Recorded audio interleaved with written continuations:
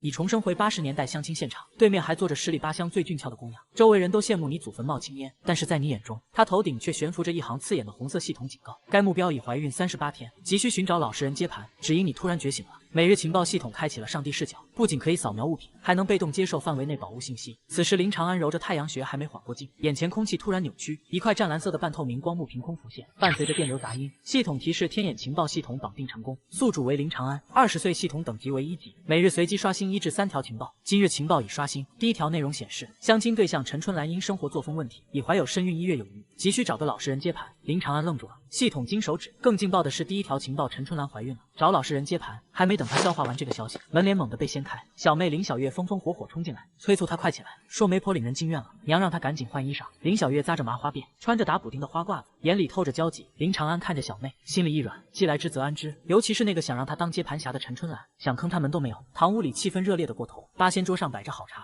父亲林德贵正一脸讨好的给媒婆张婶添水，母亲周桂花拉着一个圆润姑娘的手，笑得合不拢嘴，只夸这姑娘长得俊，一看就有福气，能不高兴吗？林长安名声臭大街了，如今有个城里回来的好姑娘主动上门，老两口感觉像被馅饼砸晕了。媒婆张婶吐着瓜子皮，眉飞色舞。陈春兰这丫头十里八乡出了名的，要不是看林家长安长的精神，这好事哪能轮到他们？旁边的陈春兰低着头，一副害羞小媳妇样，手却下意识护在小腹上。这一幕落在林长安眼里，简直就是明晃晃的讽刺。林长安掀帘而出，虽然穿着旧汗衫，但身姿挺拔，眼神清亮，跟以前那个缩头缩脑的懒汉判若两人。张婶热情招呼春兰相中他了，今儿就把日子定下来。林长安站在屋中间，声音不大，字字清晰。这亲事我看就算了。屋里瞬间死寂，林德贵端茶的手僵住。陈春兰猛地抬头，眼里闪过慌乱和恼怒。林德贵以为听差了，又问了一遍。林长安重复到这亲事他不答应。林德贵把茶杯重重往桌上一顿，指着林长安鼻子混账玩意儿，人家姑娘看上你是祖坟冒青烟，还挑上撒泡尿，照自己什么德行？周桂花也急了，说三儿是不是没睡醒？春兰多好的姑娘！媒婆张婶脸黑了，质问老林这就是他家家教，看不上早说，犯得着羞辱人？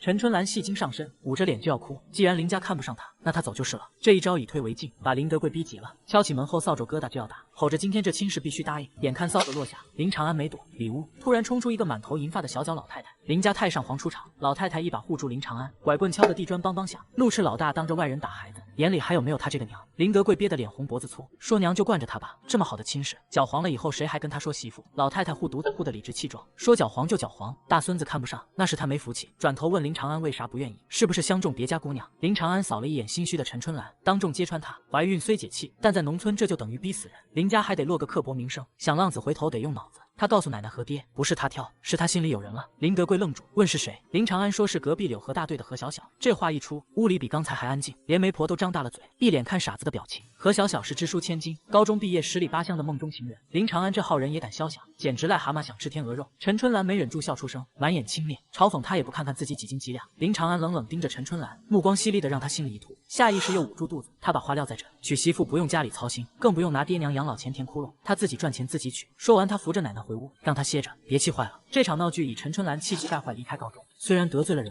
但林长安觉得值，至少这顶绿帽子没扣头。上午饭桌上气氛沉闷，看着盆里照得见人影的苞米碴子粥和黑咸菜，林长安肚子咕咕叫。太穷了，想赚钱得有真金白银。他换出系统面板，今日情报新刷新了一条：村口江边西侧芦苇丛深处向东走300米，大柳树左拐有一窝未被发现的野鸭蛋，共24枚以及一只受伤的灰褐野鸭。林长安眼睛瞬间亮了，野鸭蛋还有肉。他3两口扒完粥，起身背起墙角的竹筐，说出去转转，给家里改善伙食。林德贵瞪眼问他又去哪鬼混？林长安神秘一笑，大不出门，第一桶金就从这芦苇荡开始。7月午后，毒辣辣的日头晒得人头皮发麻。村口老槐树下，爱嚼舌根的刘老年眼尖，扯着嗓子喊林家3小子把媒婆气走了，是被赶出来要饭。周围一片哄笑。林长安脚步一顿，要是原身早骂街了，但他只是淡淡一笑，说他是去发财。刘老年笑得烟袋锅子乱颤，问去芦苇荡发财，抓蛤蟆还是摸泥鳅？这都7月了，野鸭子早飞了，哪还有蛋给他捡？林长安说，万一瞎猫碰上死耗子，不再理会嘲笑，按系统指引直奔江边。芦苇荡里闷热潮湿，全是腐烂水草味，蚊虫成群结队往脸上扑。林长安被咬了好几个包，深一脚浅一脚的在泥坑里穿行，向东走300米，大柳树左拐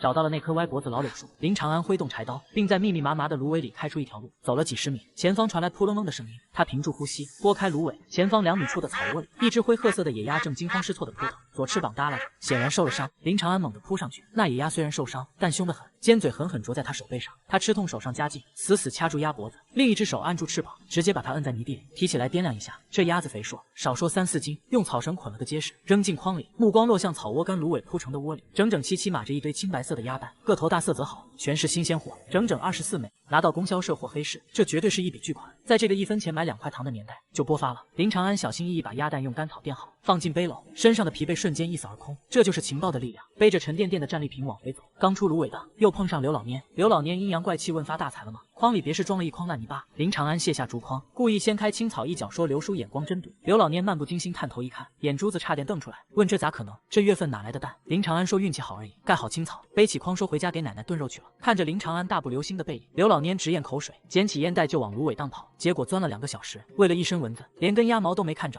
狼狈回家。林长安进了自家小院，喊娘和小妹快出来！正在灶台发愁晚饭的周桂花擦着手跑出来，问他一惊一乍的干啥。林长安把筐往地上一放，掀开青草，露出里面的宝贝，说：“今晚不喝粥了，吃肉。”周桂花看着那只肥鸭子和满满一窝蛋，愣了足足3秒，才猛地捂住嘴，惊呼问：“这是哪来的？”周桂花这一嗓子动静大的差点把房顶给掀了。他2手在围裙上胡乱蹭了2下，抢不上前，眼珠子瞪得溜圆，死死盯着竹筐。一只肥的流油的灰野鸭子被草绳捆成粽子，还在那扑腾。干草窝里整整齐齐码着一堆青皮鸭蛋，个顶个的大。周桂花问三儿：“这真是他弄回来？”他伸手摸了摸鸭蛋，凉丝丝的，是真的。他猛地抬头看儿子，眼神像见了鬼，又像是第一天认识这个平日里游手好闲的小子。林长安把筐往灶台边一搁，说：“运气好，这就叫瞎猫碰上死耗子。这鸭子估计跟别的鸭打架伤了翅膀，飞不动，让他给捡了个漏。”周桂花乐得嘴都合不拢，说：“这哪是捡漏，这是老天爷赏饭吃。这一筐蛋够家里吃半个月，还有这鸭子这么肥，少说3、4斤。”小妹林小月闻声跑出来，一看筐里的东西，眼珠子亮得像灯泡，口水差点决堤，问哥：“这是肉吗？他们要吃肉了吗？”小丫头扒着筐沿，想摸又不敢摸，那副馋样看得林长安心里发酸。这年头农村孩子肚里没有水，一年到头也就过年见点荤腥。林长安揉了揉小妹脑袋，说：“吃今晚就吃，让娘赶紧烧水杀鸭，这鸭子受伤养不活，趁新鲜赶紧炖。”周桂花也不心疼柴火，手脚麻利的开始烧水。天擦黑，林家小院飘出一股霸道的肉香，味道太冲，顺着门缝窗缝往外钻，把隔壁二大爷家的狗馋得汪汪直叫。铁锅里鸭块翻滚，黄色油脂飘了一层。周桂花只放了葱姜和大盐栗子，野味吃的就是个鲜。大门吱呀一声响，林德贵扛着锄头进院，累了一天，腰酸背痛，加上中午被儿子气得不轻，脸拉得老长。可刚进院，他就抽了抽鼻子，心想啥味，咋这么香？他下意识往灶房看，正好碰见周桂花端着一大盆热气腾腾的炖鸭肉出来，嗓门亮堂透着喜庆，喊他回来了，快洗手吃饭，今儿吃肉。看着那盆肉，眉头瞬间拧成死疙瘩，问这肉哪来的？第一反应不是高兴，是心惊肉跳，自家缸里米都快见底，哪来的钱买肉？难不成这混账小子去偷鸡摸狗吗？周桂花一看丈夫脸色，就知道他想歪了，噼里啪啦把下午的事说了一遍，说都是三儿从芦苇荡弄回来的，还有20多个鸭蛋，这孩子今儿是真出息了。林德贵听完，半信半疑，盯着林长安。林长安正蹲地上给奶奶拿碗筷，见老爹看过来也没躲，咧嘴一笑，让他洗手吃饭，凉了就行了。林德贵哼了一声，没说话也没骂人，转身去洗脸。饭桌上一家5口围坐桌中间，那盆炖鸭肉冒着热气，还有一盘金黄的炒野鸭蛋，配上2盒面馒头，这标准简直跟过年一样。奶奶坐炕头高兴的直抹泪，这日子好啊，老婆子有口福了。林小月早馋得坐不住，拿着筷子眼巴巴盯着肉，不停咽口水。林德贵发话让多动筷子，虽然板着脸，喉结却明显滚动了一下。林长安拿起筷子，没给自己夹，先伸到盆里，快准狠地夹起一只肥嘟嘟的大鸭腿，直接放进奶奶碗里，腿肉烂乎，奶奶牙口不好，吃这个紧接着夹起另一只鸭腿，放进小妹碗里。小妹长身体，多吃肉长高个。林小月高兴得差点跳起来，抓起鸭腿咬了一大口，满嘴流油。然后林长安在盆里挑了几块胸脯肉和带皮肥肉，堆到周桂花碗里。娘操持家最辛苦得补补。周桂花眼圈一下子红了，这孩子让她自己吃，给她加啥？最后林长安夹起最后几块好肉，连鸭头鸭脖子一股脑放进林德贵碗里。爹是家里顶梁柱，下地干活累多吃点。做完这些，林长安才给自己舀了一勺汤，泡半个馒头，就着炒鸭蛋吃起来。全家人都懵了，屋里突然安静，只剩下小妹啃鸭腿的吧唧声。林德贵端着碗，看着冒尖的肉，手有点抖。这还是那个吃啥啥不剩，干啥啥不行的混账儿子吗？以前吃饭哪次不是往自己碗里划了？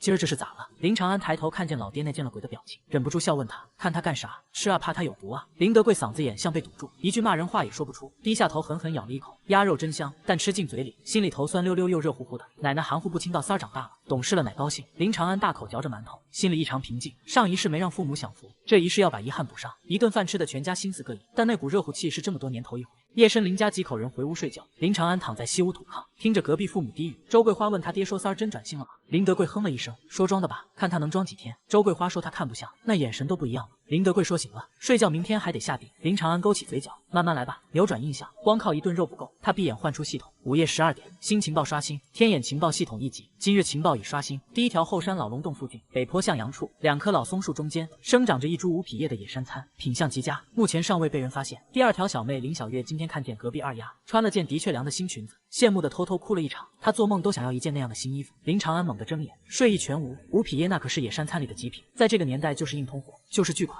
紧接着看到第二条情报，小妹哭了。他脑海浮现出小妹穿着补丁旧衣，却依然灿烂的笑脸。原来这懂事的丫头心里这么委屈。的确凉裙子是吧？买必须买。有了吴匹耶，把百货大楼搬空一半都够。他看了看窗外月色，这时候进山太危险，而且挖人参是个技术活，得有专门的索宝棍和鹿骨签子。原参是个2把刀，啥也不会，但这难不倒他。孙东头老猎户孙德柱有全套家伙事，原参跟着怪老头混得脸熟，明天一早找孙大爷借工具，这一票干成，家里穷得掉渣的日子就能彻底翻篇。天还没亮透，大公鸡刚叫头遍，林长安就爬了起来。他在外屋地灌了一瓢凉水，透心凉让他精神抖擞，摸了2个剩饼子，揣怀里悄摸摸推门出院。清晨村子静得吓人，林长安没直接进山，拐弯直奔村东头山脚下的孤房，老猎户孙德柱家。孙德柱是个怪人，无儿无女，脾气臭，但十里八乡想进山都得跟他讨要。林长安今天是来借家伙事，挖人参讲究多，没锁宝棍、鹿骨签子、红绳铜钱，空手去那是糟蹋东西。到了孙家门口，还没敲门，院里传来沉闷狗叫，屋里传来老烟枪的沙哑嗓音，问谁啊？大清早叫魂呢？林长安喊说孙大爷，是他林长安。门开了，孙德柱披着旧皮袄，拎着烟袋锅子，眉头皱得能夹死。苍蝇问林家老三又犯什么浑？不睡觉，跑他这干啥？林长安嬉皮笑脸钻进院，掏出一把昨天顺手摘的野果，放在石桌上，说想大爷了来看看。孙德柱让他少扯犊，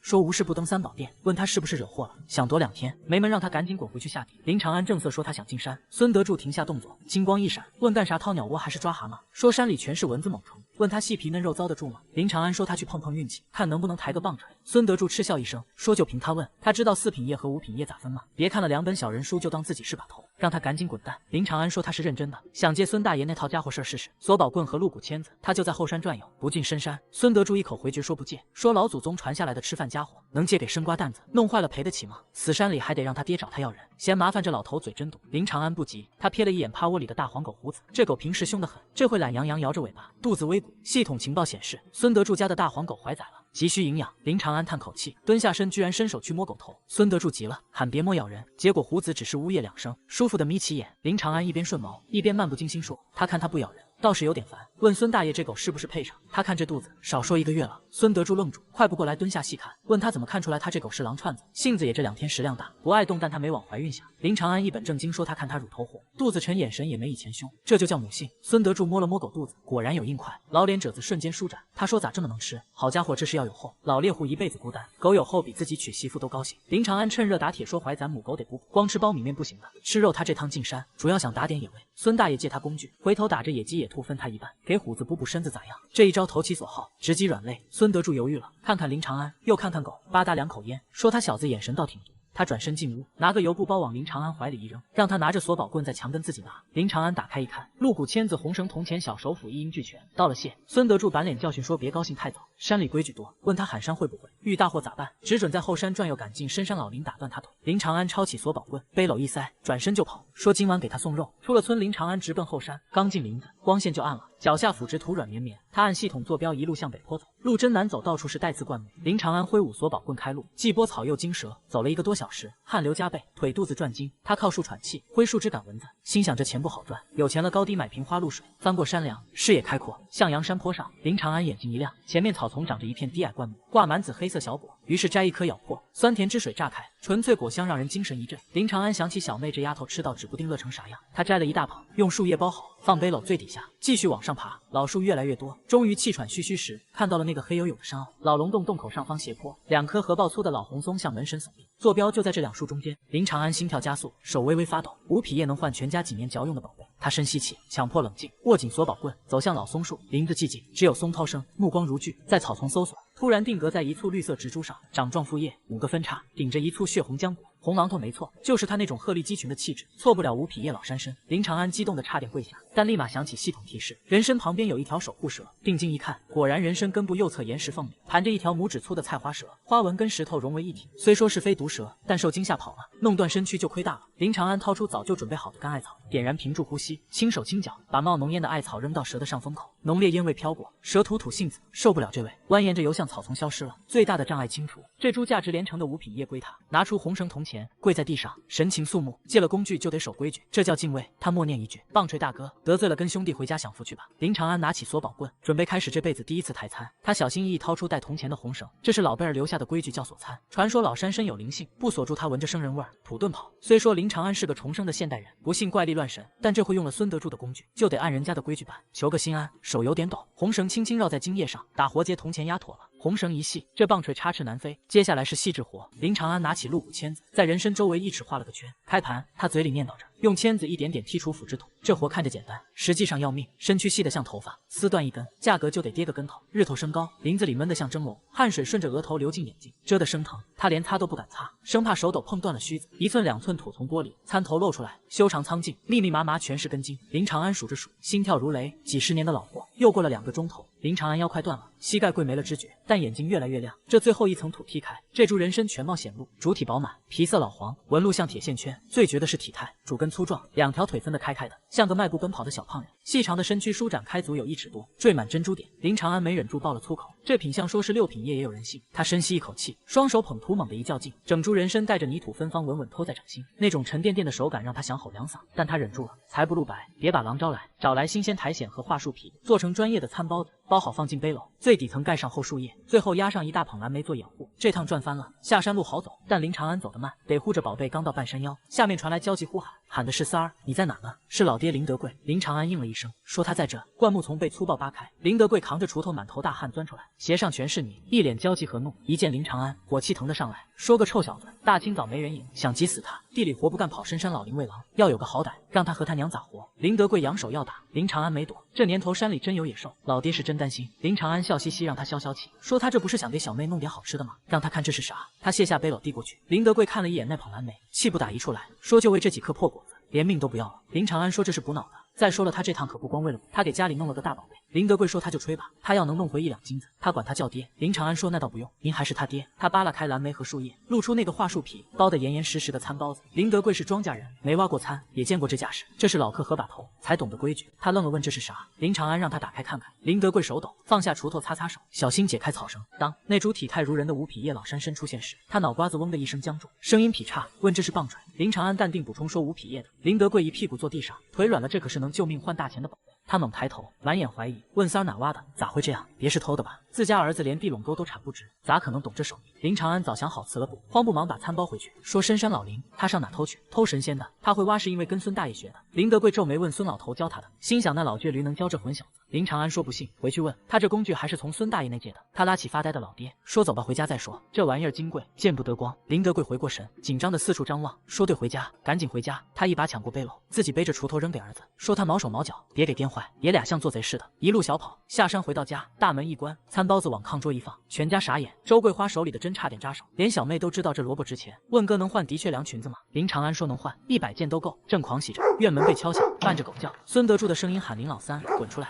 林德贵脸色变了，问三儿这餐是不是他偷人家孙老头的？林长安说真不是，让他去开门。门一开，孙德柱黑着脸，拎着棍子，气喘吁吁问咋回事。一上午没动静，他寻思林长安让黑瞎子舔了。工具要是丢了，他扒他的皮，原来是担心他和工具。这老头刀子嘴豆腐心。进屋后，老猎户鼻子一抽，问啥味土腥气这么重？目光落在炕桌上的餐包子上，虽然包着桦树皮，那股药香瞒不住行家。孙德柱挤不过去，掀开树皮，老头倒吸凉气，老眼瞪圆，问5匹叶是他挖的。林德贵紧张的冒汗，说孙大哥，这是三挖的。他说是您教的。孙德柱表情古怪，教个屁，他就借了套工具，但这抬餐手法根须完整，炉头完好，比老把式都地道。这小子无师自通。孙德柱深深看了林长安一眼，只见林长安正冲他挤眉弄眼，一脸讨好。老头子心里动了一下，要是拆穿了，这父子俩指不定怎么闹。而且这小子用他的工具挖出5匹叶，传出去他脸上也有光。孙德柱咳嗽2声，背着手摆出高深莫测的样子，说是他指点了他2句。他斜眼看林德贵，说这小子平时不着调，但赶山有点天赋。他就随便说了个方位，有宝气，没成想他真挖出来。林德贵激动地握住孙德柱的手，说孙大哥，您是他们家的大恩人。孙德柱说行了，别整虚的。看着人参说东西不错，是老货能卖好价钱。他检查完归还的工具，顺手接过林长安递来的蓝莓，扔嘴里说算他小子手脚干净，东西挖到了赶紧处理，别在村里嚷嚷，财不露白，懂不懂？老头带着狗走了。林德贵一脸感叹，让三儿以后对孙大爷尊敬点，这是真本事。林长安暗笑这助攻神了，浪子回头的人设彻底立住。接下来就是把这株吴匹叶变成真金白银。那一宿，林家老两口几乎没合眼，吴匹叶锁在红漆柜底，钥匙挂林德贵脖子上，睡觉都不敢摘。第二天蒙蒙亮，林德贵顶着黑眼圈爬起来，让老婆子找那个最厚实的蓝布包袱，再弄俩煮鸡蛋，这就进城。林长安打哈欠问至于吗？又不是炸弹。林德贵摸着胸口，要是说他懂个屁，这可是家里的命，让他路上机灵点，别瞎打岔。爷俩出门，林德贵想去镇上收购站，熟门熟路。林长安拦住说不去镇上去县城。林德贵问那么老远，折腾啥？镇上老刘还能坑他？林长安说公家买卖，他能自掏腰包吗？他听孙大爷说了，县里药材公司急缺老山参给省里领导配药，价格给的高，镇上那就是二道贩子，一倒手少赚多少。其实这是系统情报显示，县城收购站急需高品质野山参，收购价比镇上高5成，但为了让老爹信，还得拉孙德柱当挡箭牌。果然，林德贵一听是孙德柱说的，立马松动，问真能多给？林长安说那必须的，卖了参正好给小妹扯布做裙子，给娘买红糖，给爹打好酒。林德贵吧嗒嘴，心动了，说行，去县城借对李大青马，借了马车，爷俩一路向北。林德贵鞭子甩得响，大青马跑出一路黄烟。林长安坐在车斗，换出系统，今日情报已刷新，第一条县城药材收购站长，正为完不成精品野山参指标发愁，若有人送吴匹叶，愿出高价。第二条线百货大楼纺织品柜台有一批因印染瑕疵被退回的的确良穗花布，内部低价处理，不要票。售货员李大姐正为儿子结婚彩礼钱发愁了，不仅卖餐稳了，小妹的裙子也有着落，这年头的确良紧俏，还得要票。这批不要票的瑕疵布简直是捡漏。林德贵回头问他笑啥呢？林长安说没啥，想这棒槌能卖多少钱？问爹估摸着。林德贵说怎么也能卖个300-400吧。林长安说胆子放大点，张开五指翻了一下，说少了这个数不卖。林德贵差点扔了鞭子，问500说穷疯了吧？那能盖3间大瓦房。林长安说让他瞧好吧。3个小时后，马车进县城，爷俩寄存马车，直奔药材公司。2层小红楼，一股中药味，柜台后戴眼镜的中年男人正烦躁的打算盘，眉头紧锁。林德贵小心翼翼问同志收药材不？男人头都不抬，说墙上贴着价自己看，普通货色去后院。林德贵被噎住，林长安上前一步，指关节敲击柜台，说领导有个大家伙，后院收不了，得他亲自长眼，声音不卑不亢。男人停下算盘，抬头打量，小伙子穿的旧，但精神眼神亮，不像一般泥腿子。他问大家伙多大，也鸡脖子，还是老党参？林长安压低声音说吴匹叶的老山参。男人猛地站起，带倒椅子，态度180度大转弯，快步走出，招呼老乡，快里面请，让人倒好茶。进了接待室，门一关，林德贵哆哆嗦嗦解开包袱，露出餐包子。男人戴手套，拿放大镜，小心掀开桦树皮。吴匹叶炉头修长，根须如铁线。男人连声赞叹说好东西，真是好东西，几十年老货，挖得太讲究了，皮都没破。足足看了10分钟，男人摘手套说老乡，这餐他们收了，特等野山参，市价500，他做主，给加100，600块，咋样？600。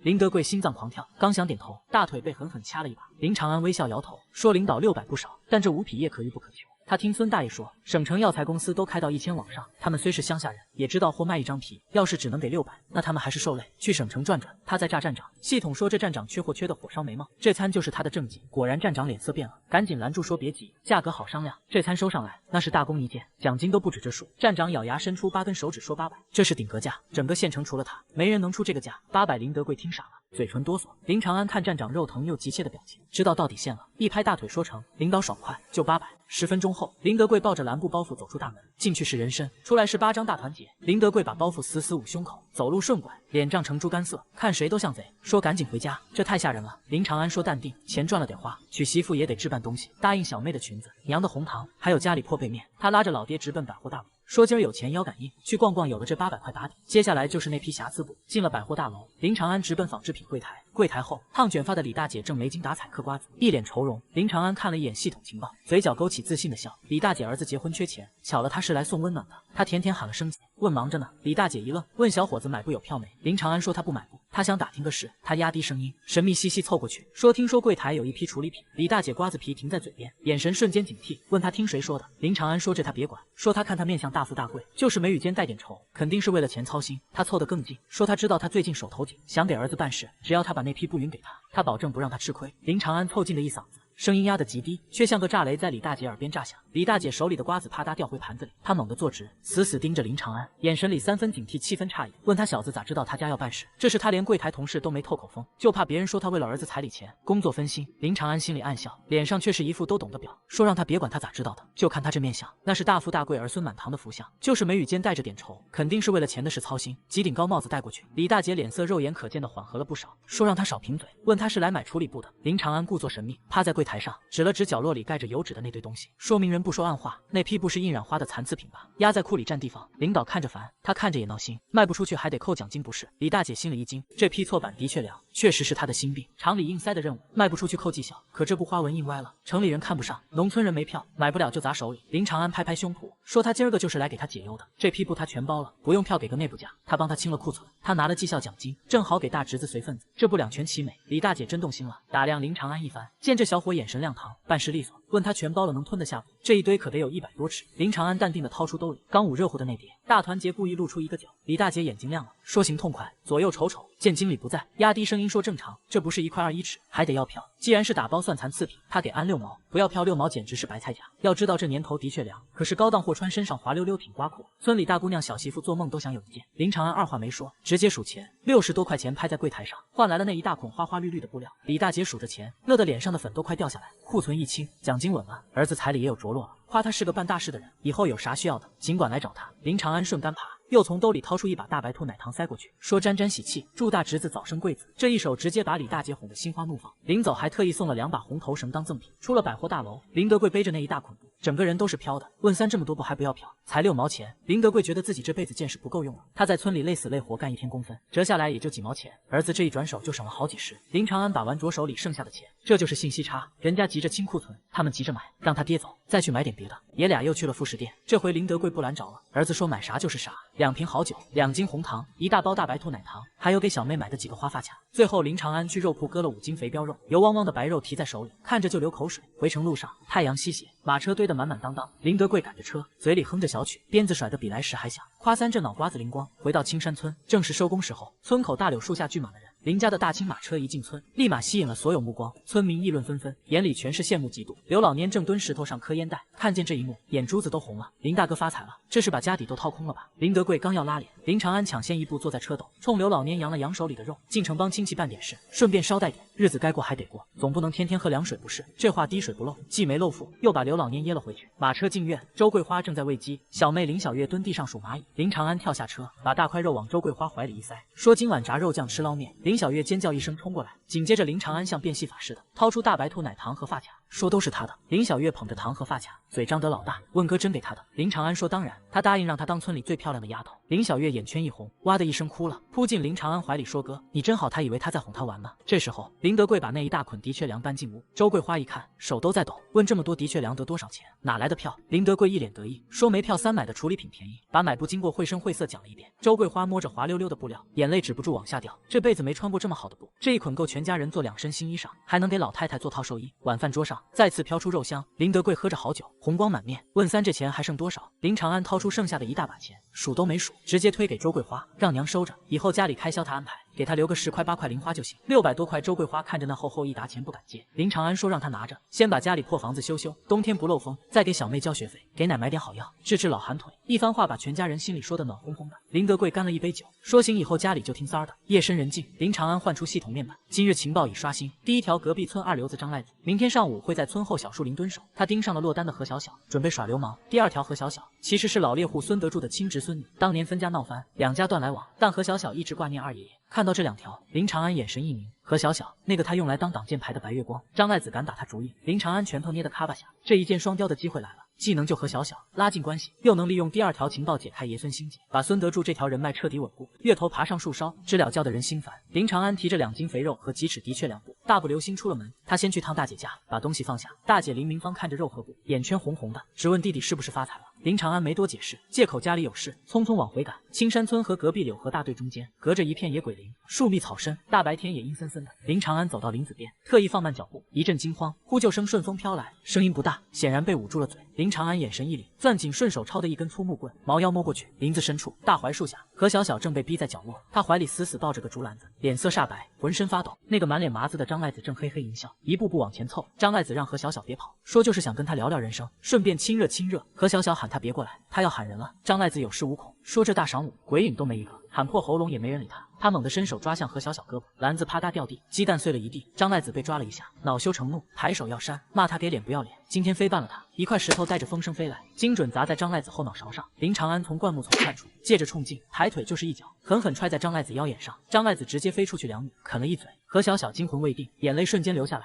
林长安挡在他身前，语气平静，让他没事躲远点。张赖子爬起来，吐掉泥，掏出一把弹簧刀，比划着威胁林长安识相的滚，不然给他放血。林长安只觉得好笑，说拿把破刀吓唬谁呢？张赖子也就是欺负女人的本事，今碰上爷爷，算他倒霉。张赖子挥刀冲上来，他打架全靠狠劲没章法。林长安没退，迎着刀子迈一步，身子猛地一侧，木棍像鞭子一样抽出去，正抽在手腕上。张赖子惨叫一声，刀飞了。没等反应过来，又是一脚正中小腹。张赖子捂着肚子跪在地上吐酸水。林长安骑上去，左右开弓就是俩大耳刮子，每问一句扇一巴掌。几下子张赖子脸肿成猪头，连声求饶，说再也不敢。林长安起身，狠狠啐了一口，让他滚，以后再让他看见他在这一带晃悠，见一次打一次。张赖子连滚带爬钻林子跑了。林子安静下来，林长安转身，何小小还靠着树发抖，衬衫扣子被扯开，两个衣衫凌乱，看着楚楚可怜。林长安捡起篮子放在一边，脱下外褂递过去，让他披上点别着凉。何小小裹紧衣裳，眼泪止不住道谢，说今天要不是他就完了。林长安说乡里乡亲客气啥，张赖子就是个怂包，打一顿就老实了。何小小看着这个把坏人打跑的高大身影，以前那个懒汉印象彻底碎了，这分明是个顶天立地的男子汉。何小小看着地上的烂鸡蛋，欲言又止。林长安直接挑明，说他是想去村东头孙大爷家了。何小小瞪大眼睛问他怎么知道，这事可是秘密，他爹严禁他跟二爷爷来往。林长安说这有啥难猜，这条路直通孙大爷家，再说他跟孙大爷熟，听他提过一嘴，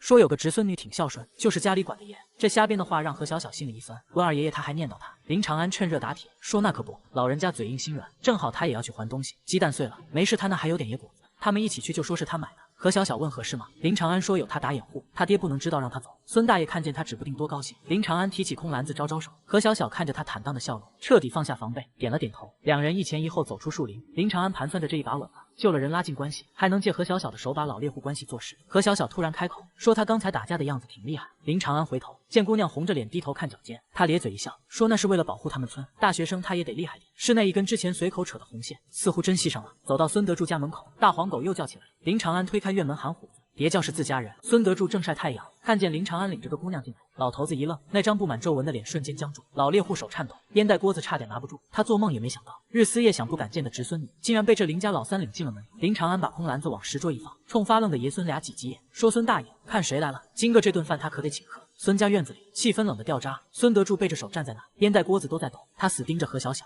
本来震惊的老眼里慢慢爬上了一层硬壳，那是倔强，更是怕连累孩子的无奈。老头子脸一黑，转过身背对大门，语气硬得像石头，让他赶紧走，说这不是他该来的地，让他爹知道了，非打断他的腿。何小小本来就委屈，这一嗓子吼下来，眼泪直接在眼圈里打转，身都在颤，喊二爷说他不怕打，就是想来看看。孙德柱嗓门提了8度，像是在赶瘟神，说看他干啥，糟老头子一个，死不了让他赶紧走，别在这碍眼。林长安在旁边看着，心里跟明镜似的，这老头属鸭子的，肉烂嘴不烂，明明想孙女想得抓心挠肝，非得装出一副绝情样。林长安大咧咧走过去，一把拽住孙德柱的胳膊，硬是把他按回石凳上，说这就没劲了，人家小小妹子大老远来的，连口水都没喝就赶，这可不是他们青山爷们的待客之道。孙德柱瞪眼说他懂个屁，这是老孙家的事，让他个外姓人少掺和。林长安也不恼，顺手把那个空篮子往孙德柱眼皮底下一晃，说他是外姓人，但他今儿个可是护送小小妹子的保镖，让他瞅瞅，这篮子里本来装了一篮子鸡蛋，都是小小妹子从牙缝里省下来孝敬他，结果半道上遇着张赖子那个混蛋，给吓得摔地上全碎了。孙德柱猛地转头，浑浊的老眼里瞬间爆出一股煞气，那是杀过黑瞎子的痕迹。问张赖子那狗日的欺负小小，林长安说可不嘛，要不是他赶得巧，小小妹子今儿个就完了。他故意留半句，叹了口气，说小小妹子受了这么大委屈都不肯回家，非要先来看他，他倒好还要赶人家走，问他这心是石头做的。这话一出，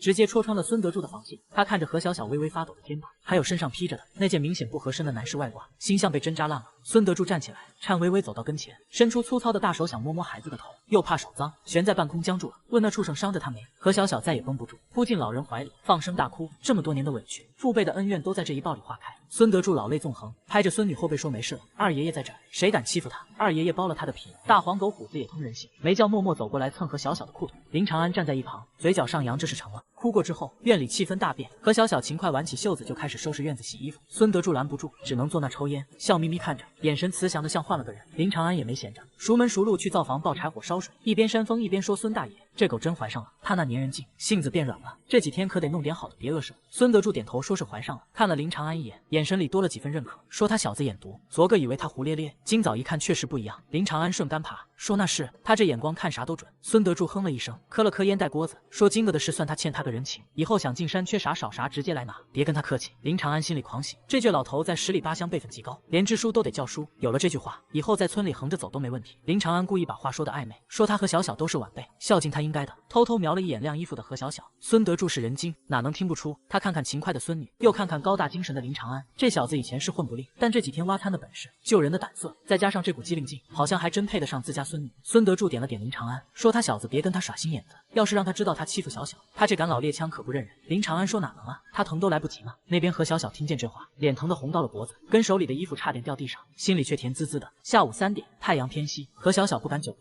怕家里起疑，告别了依依不舍的二爷爷。林长安送他回村，回程路上气氛旖旎，快到村口分岔路，林长安停下脚步，说行了就送到这，再往前让人看见，对他名声不好。何小小抬头看着他，夕阳在他棱角分明的脸上镀了一层金，说今天真的谢谢他，还有谢谢他带他见二爷爷。林长安说都说了别客气，以后有啥事言语一声绝不含糊。何小小咬了咬嘴唇，突然伸出小拇指，羞涩的递过来说那他们拉钩，他答应过请他吃冰棍的，不许耍赖。林长安愣了一下，那是聚婚时随口胡诌的，没想到他当真了，这是给自己找下次见面的理由吗？他伸出粗糙的大手，勾住那根纤细的小拇指，说行，拉钩上吊，100年不许变，下次请他吃奶油冰激凌。何小小说，一言为定，转身跑了好几步，又回头灿烂一笑，像只快乐的小鹿。林长安摸摸鼻子，心想这算不算是谈上？回到家，老爹林德贵正在磨刀，旁边放着生锈的猎枪，说他也想进山，他能挖着棒槌，他就不信他不行。林长安哭笑不得，赶紧按住老爹说别折腾，那是运气。再说他明还得去大姐家，听孙大爷说这几天山里有野猪，大姐家偏，他不放心。林德贵手一顿，让他赶紧去带点好东西，别让姐夫挑理，把柴刀磨快点，搞定老爹。林长安回屋躺炕上，换出系统，今日情报已更新。第一条，大姐夫周国强最近产酒，且正为农忙饮食发愁，他对林长安仍有好逸恶劳的刻板印象。第二条，明天上午，一只受伤的傻狍子会误闯入大姐家后院菜地。林长安乐了，产酒缺肉，傻狍子送上门，这哪是走亲戚，这是去给大姐夫上课。搞定了大姐夫，这亲戚关系盘活了，以后不管是搞运输还是做买卖，都是助理。第二天日头刚冒尖，林长安就骑着那辆除了铃铛不响哪都响的破自行车出发，往兜里揣着2瓶现成买的龙冰酒，还有一大块肥猪肉，脚下蹬得飞快。今儿个任务明确，拿下大姐夫周国强，顺便给外甥小军上个警呼。到了柳河大队大姐家门口，正碰见周国强在劈柴。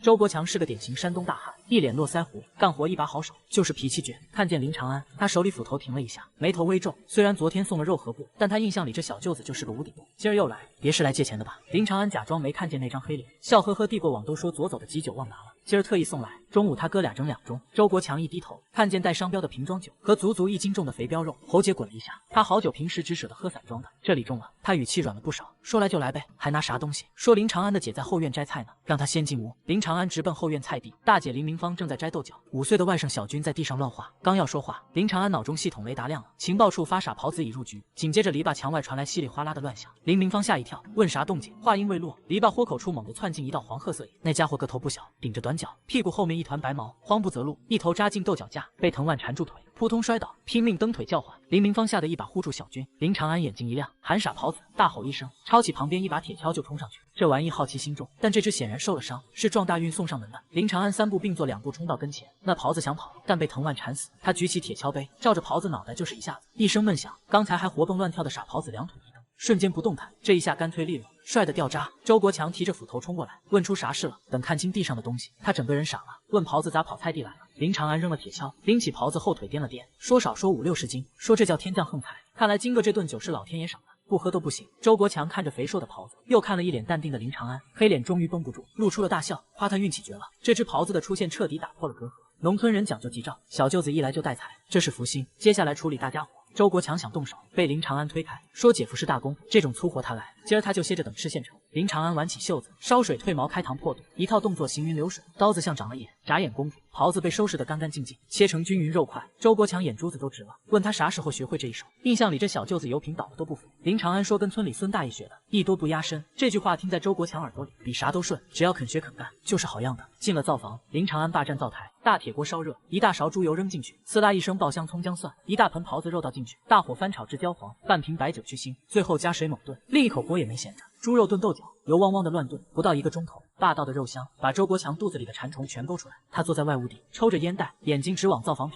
喉咙里像有只小手在挠。跟老婆子说他们仨这手比公社大师傅都强。中午12点开席，红烧狍子肉，软烂脱骨，色泽红亮；猪肉炖豆角，油光发亮，再配上拍黄瓜和炸花生米，这桌菜比过年都硬。林长安给周国强倒满龙冰酒，自己也满上，说这杯敬姐夫，这么多年多亏他照顾他弟，以前他混蛋，没少让他们操心，这杯酒赔罪。说完一仰脖干了。周国强眼圈一红，说过去的不提了，只要他以后好好干，姐夫也不是小心眼。一口酒下肚，再加块狍子肉，周国强眼睛亮了。夸味正烂乎，几杯酒下肚，他搂着林长安肩膀，恨不得当场拜把子，说以前姐夫看错了他，现在他有手艺有力气，以后日子差不了。林长安笑着应和，转头看向吃得满嘴油的外甥小军，正事还没办呢。他放下筷子，脸色突然严肃，问小军最近是不是总跟村里那帮小子去河边玩？小军愣了一下，看了看他爹，缩脖子说没去。林长安说他刚才在村口听人说，他昨天还跟人在河边比谁尿得远，是不是？其实是炸他的。小军一慌，支支吾吾不敢说话。周国强酒杯一顿，眼珠圆瞪，骂兔崽子。说过多少回，不许去河边当耳旁风是吧？林长安拦住周国强，压低声音，像讲鬼故事，说小军他跟他说个真事，前2天他在江边看见水鬼了，专门抓他这么大的小孩，抓住了往水底拉，当替死鬼。小军吓得面色凝重，骨头都掉了，问真的？林长安说当然真的，而且那水鬼托梦说这2天就要抓人，他要不想被吃肉，这几天离河边远点。小军哇的一声哭了，说他不去了，让就别说了。林长安看火候到了，从兜里掏出一把大白兔奶糖塞过去，说这是奖励他不去河边的，要让他知道他偷着去，以后1块糖没有，还得让他爹把他屁股打开花。小军保证肯定不去。周国强在旁边也没拆穿，这吓唬比打2顿管用。1顿饭吃到下午，周国强喝高了，趴桌上睡着。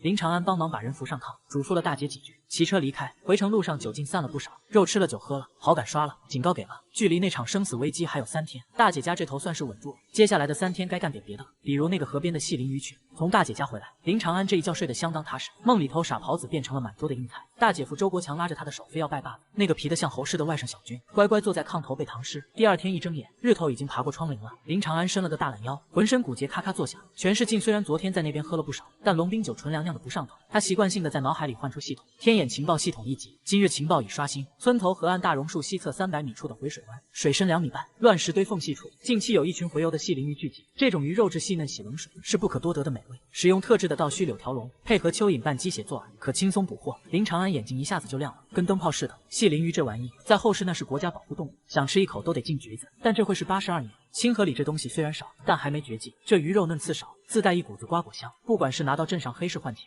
还是送给领导走人情，那绝对是硬通货。最关键的是，这东西娇贵出水就死，必须得现抓现吃。林长安心里盘算着，正好家里的肉吃的差不多了，换换口味，顺便给那个李队长备点礼。要想在村里彻底站稳，光有钱不行的，想抓这鱼光靠钓竿那是扯淡太慢。系统给的那个倒须柳条笼才是神器，但这边框窝篓的手艺，林长安是个2把刀，原身以前除了掏鸟窝手巧，干正经活那是10根手指头全是棒槌。不过没事，他有个手巧的鸟。周桂花那是10里8乡出了名的巧手，那鞋底剪窗花边席子，闭着眼睛都能弄。林长安出了屋，看见周桂花正坐在院子里的槐树底下包豆角，凑过去蹲在旁边帮着包了2下，说娘她求他的事。他拿起一根树枝在地上画了起来，说让他能不能帮他编个东西，就用后院那堆柳条子。周桂花问编啥？是背篓吗？林长安说不是背篓，是鱼笼，但这鱼笼跟平时那种不一样。他一边画一边比划，讲得头头是道，说这口得做成漏斗状的往里缩，还得加上一圈倒着的须子，这样鱼钻进去容易，想出来就会被须子挡住，这就叫有去无回。周桂花是行家，看了一眼地上的图，眉头一挑，说这就跟那个捕苍蝇的罩子一个理。林长安竖起大拇指夸娘聪明，说他要3个大点的结实点。周桂花把豆角盆一推，拍了拍手上的土，说这有啥难的，等着他这就给他弄。不过问三儿他弄这玩意干啥？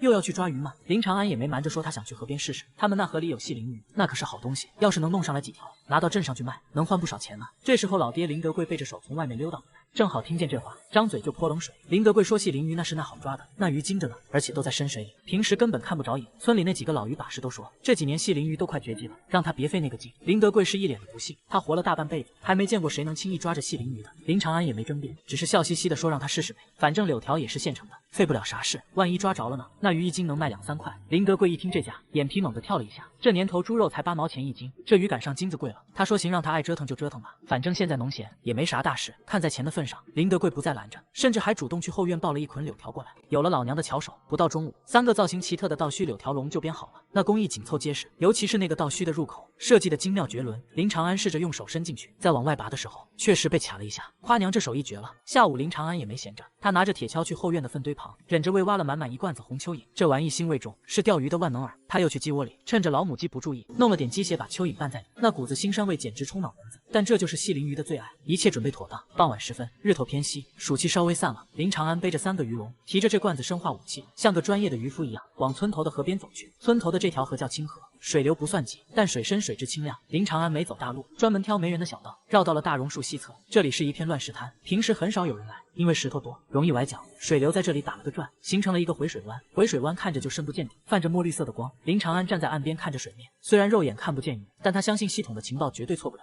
他把3个鱼笼里都塞满了拌着鸡血的蚯蚓，又在笼子里放了几块石头当配重。林长安找准位置，手臂一挥，把第1个鱼笼扔进了回水湾的中心，扑通一声，鱼笼沉入水中，泛起一圈圈涟漪。紧接着是第2个、第3个，3个鱼笼成品自行分布，彻底封锁了这片水域的关键位置。他把系着鱼笼的长绳子拴在岸边的大石头后面，又用杂草盖好，做了个只有自己能认出来的记号。这就叫放长线钓大鱼。这种地笼得放一晚上，明天一早来收才有惊喜。干完这一切，林长安拍了拍手，坐在石头上，点根烟和风吹在脸上，凉飕飕的舒服。就在这时，不远处的河滩上传来一阵嬉闹声。林长安扭头一看，眉头瞬间皱了起来。只见4、5个半大小子正在潜水区扑腾玩水，那是村里的几个皮孩子，领头的正是张赖子的堂弟，叫张狗蛋，一看就不是省油的灯。而在他们中间，还有一个虎头虎脑的小子，正是之前情报里提到的那个小磊。林长安心里咯噔一下，小磊这小子今天就来踩点了。他赶紧站起来，眯着眼睛仔细在人群里搜寻，没有小军。林长安松了口气，看来昨天的鬼故事起作用了。小军那孩子胆小，确实没敢来。只要小军不在，这事就好办多了。但他看着那个在水里扑腾的最欢的小磊，心里还是有点发沉。根据情报，这小子后天就要出事，虽然那是后天的事，但看着这帮孩子在没有任何大人看管的情况下玩水，林长安还是忍不住想管管。林长安把烟头一扔，站起身，冲着河滩大吼了一嗓子，让那边的都给他上来。那几个孩子吓了一跳，回头看见是林长安，都有点发愣。林长安捡起一块石头，作势要扔，吼他们天都要黑了，还在水里刨着，不怕老鳖咬他们，让他们赶紧滚回家吃饭去。张狗蛋认出了林长安，不屑地吐了口水，说是林老三，他管得着吗？这河是他家开的。林长安乐了，这小子跟他哥一个德行，现收拾他也没废话，直接迈步往河滩走去，那架势像是要揍人。他说张狗蛋，他哥张赖子都被他打服了，他是不是也想尝尝滋味？要不要他现在把他裤衩子给扒了挂树上？一听这话，张狗蛋脸色变了。张赖子被打的事已经在村里传开了，听说被打得挺惨，牙都松了。林老三现在的名声那是真敢动手的准。张狗蛋喊了一声快跑，说林老三发疯了，带着几个孩子连滚带爬地上来，抓起衣服就跑，连屁股都没顾上擦。那个叫小磊的孩子跑在最后，还回头瞪了林长安一眼，眼神里透着股不服气的倔强。林长安看着这帮熊孩子的背影，无奈的摇了摇头，他能管这一次，管不了下一次。腿长在他们身上，心长在他们肚子里，尤其是那个小磊，一看就是个刺头，越不让他干啥他越要干啥。林长安叹了口气，看来那场劫是躲不掉了。林长安重新检查了一下鱼笼的绳子，确定伪装的天衣无缝后，才转身离开。回家的路上，天已经彻底黑了，村子里升起了袅袅炊烟，空气中弥漫着柴火和饭菜的香味。林长安走在乡间的小路上，心里盘算着明天的收获。如果系统没骗人，明天早上这3个鱼笼里将装满白花花的银子，而这笔钱将是他真正意义上洗白的第一步。不靠运气，不靠捡漏，而是靠技术和劳动换来的财富，才能真正堵住村里人的嘴，也能让老爹老娘彻底挺直腰杆。林长安心里默念着细鳞鱼，你们可得给他争点气。哼着小曲儿，脚步轻快地踏进了家门，喊娘饭好了没？饿死他了。周桂花在灶房应着说好了好了，今晚给他烙了油饼。这一夜林长安睡得依旧香甜，只是在梦里，他似乎看见了河面上泛起了巨大的水花，那是鱼群在挣扎，也是命运在翻涌。天还没亮透，村里的狗都睡得死沉，林长安已经摸到了河边。早晨的河滩冷得刺骨，雾气把人裹得严严实实。他搓了搓冻僵的手，找到昨晚压着枯草的大青石，抓住那根粗麻绳，试探着往回拽了一下。这一拽，绳子瞬间绷得笔直，一股死沉的坠力顺着胳膊传上来，根本不是挂住石头的死劲，而是活物在底下疯狂挣扎的力道。林长安心里狂喜，双脚蹬住地，扎稳马步，拼命往回拉。随着第一个柳条笼哗啦一声破水而出，他眼珠子都瞪圆了。脸盆大的笼子里黑压压全是鱼脊背，那些细鳞鱼挤得跟沙丁鱼罐头似的，噼里啪啦疯狂甩尾，水花溅了一脸。这一笼子少说10几斤。紧接着是第2个、第3个，无一落空，尤其是扔在回水湾深处的那个，沉得差点脱手。提上来一看，除了满笼子的细鳞鱼，居然还卡着一只缩头缩脑的老鳖，被挤得动弹不得。林长安把鱼一股脑倒进带来的腌菜大陶缸里，陶缸能装50斤水，这回大半缸全是活蹦乱跳的鱼，体态修长，鳞片闪着荧光，稍微一掂量，这40斤只多不少。按系统的报价，这一早上的收成顶得上工人干3个月。林长安用塑料布把缸口封死，盖上蒿的草被砌死沉的大缸，专挑没人的野路子往家溜。回到家，林德贵正拿扫帚扫院子，见儿子一脸汗的背着大缸回来，愣了一下，问咋样，空军没？林长安没废话，把缸往地上一蹲，掀开塑料布，受惊的鱼群猛地炸水，水花甩了老头一脸。林德贵抹了把脸，低头一看，手里的扫帚啪嗒掉地上，他蹲下身，颤抖着手抓起一条滑溜溜的细鳞鱼，问真是细鳞？这么多？说这活他守了一辈子也没见过这场。林长安压低嗓子说一共40斤，还有只老鳖，这玩意离水就死，得赶紧处理。周桂花和小妹闻声出来，围着水缸像看剧本的。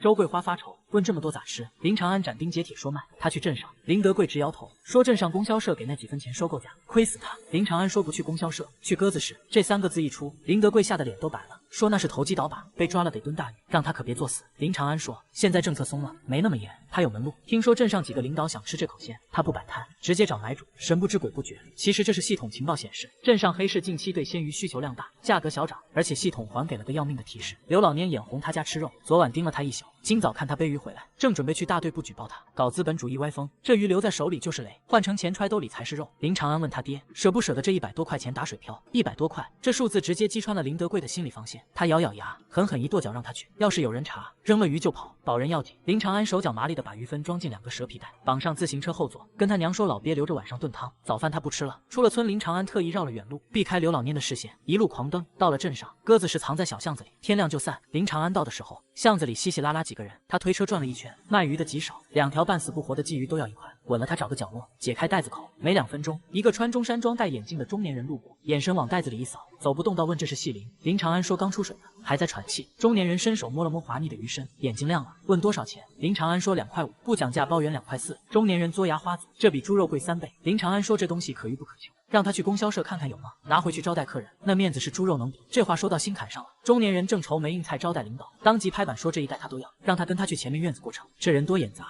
交易很顺利。那中年人是个干部，家里有秤，连皮带水，22斤算20斤，50块钱到手。林长安摸着兜里5张崭新的大团结，心里那个美。接着他又转了一圈，把剩下20斤分批卖给了几个饭店采购，一共进账98块，加上之前的，手里有110块巨款。林长安找个没人的地，把钱贴身藏好，转身进了供销社，买了2瓶好酒，1条大前门香烟，又要了张发票。回村路上，经过一片玉米地时，系统雷达突然疯狂闪烁警报，显示前方村口大榕树下，刘老蔫正拉着质保主任张大炮，指认他投机倒把，准备截停检查。林长安猛地捏闸，轮胎划出一道长痕，他看着远处的人影，嘴角勾起一抹冷笑。刘老蔫还真是属狗皮膏药的，鱼卖完了，钱藏好了，现在车上只有正大光明买的烟酒，想查就让他查个够。林长安重新登上车，昂首挺胸，大摇大摆地向着村口冲了过去。村口大榕树下，气氛紧得像拉满了弓。刘老蔫一脸亢奋，绿豆眼死死盯着骑车过来的林长安，像条逮着耗子的老狗。旁边站着质保主任张大炮，背着手一脸严肃。刘老蔫隔老远就跳脚喊让他停下，说张主任，就是他一大早背2大袋子鱼去镇上，这回空手回来，肯定是投机倒把，他盯他好几天了。林长安脚下没停，直接骑到2人跟前，才猛地一捏闸，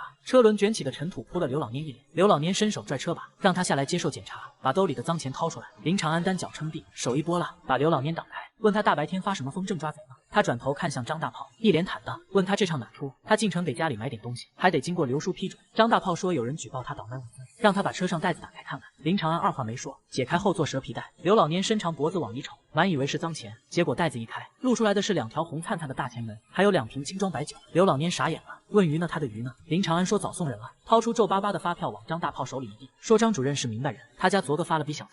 他爹寻思着村干部平时操碎了心，让他去镇上买点烟酒，回头给支书和他送去表表心意。一番话滴水不漏，顺带拍了张大炮马屁。张大炮看了一眼发票，正规渠道，再看那烟酒货，大前门好东西，黑脸瞬间红润，问给他们买。林长安说那可不，既然碰上了，手脚麻利的拆开1条烟，掏出2盒，不由分说塞进张大炮兜里，说主任先抽着，剩下的回头让他爹送去。这一套连消带打，直接把张大炮整不会了。吃人嘴短，这哪是投机倒把，这是懂事的好青年。张大炮转头瞪向刘老蔫，问他咋回事？这就是他说的投机倒把，人家有发票。问他是不是老眼昏花？刘老蔫急得脸红脖子粗，说不可能，他明明看见他早上背着桶出去的。张大炮不耐烦打断说别整天盯着人家后脚跟，人家林老三现在长本事了，家里改善生活吃点鱼咋了？就他眼红，让他滚回去干活。刘老蔫像双打的茄子，彻底蔫了，看着林长安那似笑非笑的脸，他知道这回偷鸡不成蚀把米，只能灰溜溜走。林长安跟张大炮打了招呼说回了，这一关过了。回到家，林长安把1半钱交给老娘。林德贵看着烟酒问真给陈有田送去？林长安说送，必须送，100多块是小头，以后在村里干大事，没支书照着不行。这烟酒就是投名状，以后刘老蔫再想摘刺，陈有田第一个收拾他。林德贵重重点头，儿子这脑瓜子确实灵光。次日清晨，林长安被一场噩梦惊醒，冷汗湿透背心，他下意识唤出系统，天眼情报系统一级，今日情报已刷新第1条红色预警。今日中午11点42分，外甥小军虽因警告未下水，但其伙伴小磊，也就是运输队队长之子，将在柳河大队河段游泳失腿抽筋溺水，若无救援，必死无疑。看到那行血红的字，林长安瞳孔骤缩，果然那个虎头就是小磊。11点42分，现在早上6点半，还有5个小时。虽然情报说小军没事，但万一孩子忘性大呢？更何况括号里那几个字，运输队队长之子，这可是个关键信息。如果救下这孩子，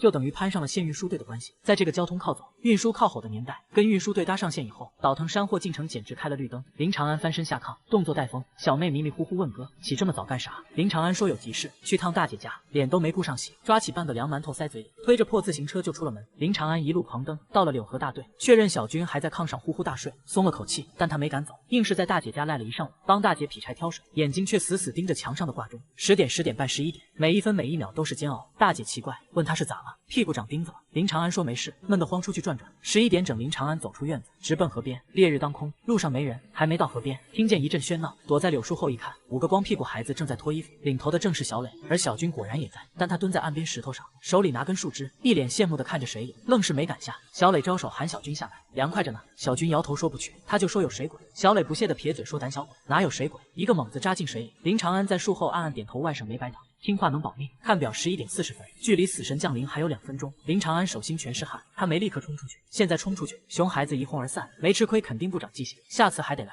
而且如果在悲剧发生前就把人赶走，这份救命之恩就轻了。为了让这份人情最大化，也为了让这帮熊孩子彻底长记性，必须卡在那个点上。11点41分，小磊在水里钻上钻下，嘚瑟地冲岸上做鬼脸。突然他身子猛地一僵，动作变得极其不协调，像被无形的大手拽住了腿，抽筋了。小磊张嘴想喊，猛灌了一口水，拼命挣扎却越沉越快。周围孩子还在笑闹，以为他在憋气。只有岸上的小军发现了不对劲，喊小磊问他怎么了。11点42分，小磊最后一次浮出水面，脸色青紫，眼神绝望，随后彻底没入浑浊的河水。死神来了！小军凄厉尖叫喊救命，淹死人了！就在这一瞬间，林长安从柳树后猛地窜出，像猎豹一样冲到河边，纵身一跃入水。瞬间他睁开眼，浑浊河水中那个白晃晃的身影正在直直坠向深渊。林长安憋着一口气，四肢并用，死命地往下潜，水压挤得耳膜嗡嗡作响。他在乱飘的水草和淤泥之间疯狂摸索，突然指尖触碰到了一块衣角，抓住了他，心中一喜，猛地用力一扯，沉甸甸的，那孩子已经完全没了知觉，像个灌满水的面口袋。林长安一只手死死勒住小磊的脖子，让他脸朝上，另一只手和双脚拼命划水，往水面上浮。这河水看着平缓，底下暗流却大得很，像有鬼手扯着人往深处拽。林长安咬碎了牙，爆发出一股蛮劲，双腿像打桩机一样猛蹬河底的淤泥，两个人头终于冒出了水面。他贪婪地吸了一口空气，肺管子像火烧一样疼，他顾不上喘匀气，拖着死猪一样的小磊奋力向岸边游去。岸上的小军带着哭腔大喊说上来了。那几个吓傻了的熊孩子这时候也回过魂来，七手八脚的过来帮忙，连拉带拽，总算把两个人拖上了满是鹅卵石的河滩。林长安一屁股跌坐在地上，大口喘息，感觉胸腔都要炸了，但他不能歇，爬到小磊身边，伸手拍了拍这孩子的脸，喊他醒醒。没反应，这孩子双眼紧闭，肚子鼓得老大，显然是灌了一肚子水。最要命的是，林长安伸手一探，鼻息没了，连心跳都摸不着了。旁边的张狗蛋吓得一屁股坐在地上，哇的一声哭了出来，喊杀人了，淹死人了。这一嗓子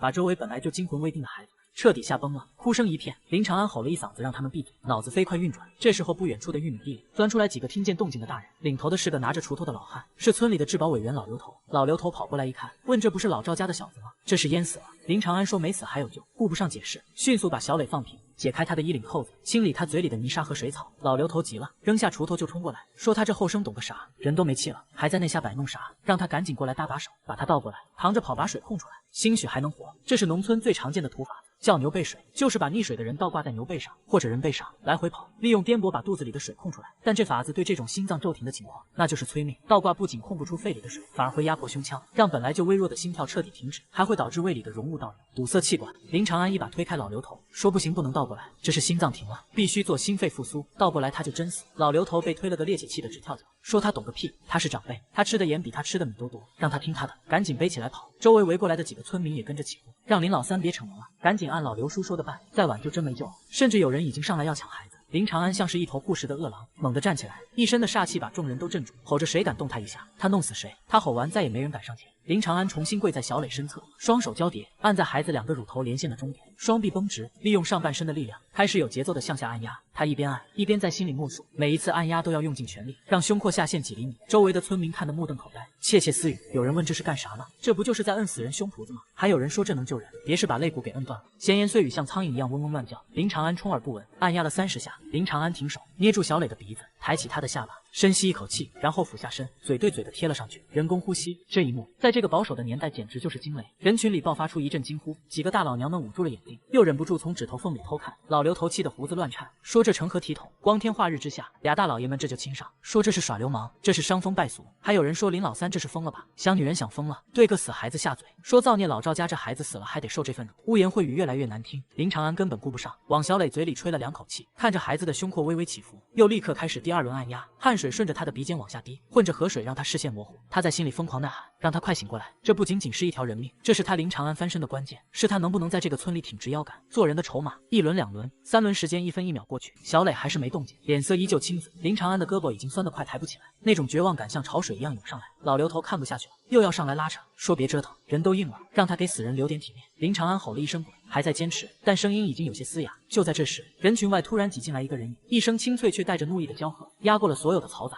让他们都闭上那张破嘴。何小小气喘吁吁地冲了进来，他本来是路过，听见这边吵嚷才过来，看见浑身湿透正在拼命按压的林长安，再看看周围那些指指点点，甚至还在说风凉话的村民，他那股子书生气瞬间变成了虎气。何小小张开双臂，挡在林长安身后，像是一只护崽的小母鸡，那双平日里温柔的大眼睛此刻瞪得溜圆。他喊着问他们赌什么，那是急就是科学。他说他在书上看过，这叫心肺复苏，是专门救溺水和心脏停跳的。说他们谁再敢拦着，那就是杀人凶手。村民们被这个平时文文静静的支书闺女给镇住了。老刘头愣了一下，问科学，这就是科学？科学就是亲嘴。何小小脸虽然红，但语气坚定，说那叫人工呼吸，是给肺里吹气。说林长安是在救命，他们不帮忙就算了，还要落井下石吗？有了何小小的撑腰，再加上科学这顶大帽子，村民们终于闭上了嘴，虽然眼神里还是充满了怀疑。林长安听见了身后的声音，心里一暖，原本快要耗尽的力气似乎又涌上来几分。他大吼一声，说最后一次，给他重重的按了下去。就在这时，一直毫无动静的小磊身子突然猛地抽搐了一下，紧接着一股浑浊的水伴随着胃里的脏东西猛地从他嘴里喷了出来，喷了正准备做人工呼吸的林长安一脸。但这股子酸臭味在林长安闻来却是这世上最香的味道。小磊剧烈的咳嗽起来，胸口像是拉风箱一样起伏，那张青紫的脸慢慢泛起了一丝血色。人群里不知道谁喊了一嗓子，说活了真活了，所有的质疑、嘲笑、谩骂在这一瞬间戛然而止。老刘头张大了嘴巴，手里的烟袋锅子掉在地上都不知道，说神了真神了。刚才还说林长安耍流氓的那几个老娘们，此刻一个个目瞪口呆，